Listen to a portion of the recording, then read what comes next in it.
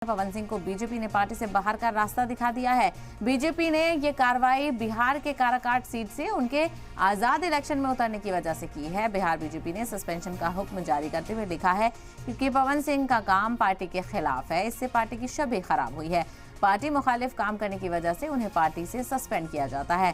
Karakat seat से Upendra Kushwaha NDA के उम्मीदवार हैं, जबकि पवन सिंह यहां से आजाद चुनाव लड़ रहे हैं। तो पार्टी में होने के बावजूद भी आजाद चुनाव लड़ने की इजाजत एक पॉलिटिकल टर्म में सही नहीं मानी जाती है और इसी को लेकर बीजेपी ने पवन सिंह को सस्पेंड कर दिया है और पार्टी से बाहर का रास्ता दिखा दिया है। तो भोजपुरी सिंगर है पवन सिंह, जो कि बीजेपी के रुकन थे और ऐसे में बीजेपी ने ये कार्रवाई ये कहते हुए की है क्योंकि बिहार की काराकाट सीट से पवन सिंह ने आज़ाद इलेक्शन लड़ने का फैसला किया। आज़ाद उम्मीदवार के तौर पर उन्होंने नॉमिनेशन दाखिल किया और ऐसे में बिहार बीजेपी ने सस्पेंशन का हुक्म जारी करते हुए पार्टी के बाहर का रास्ता दिखा दिया है।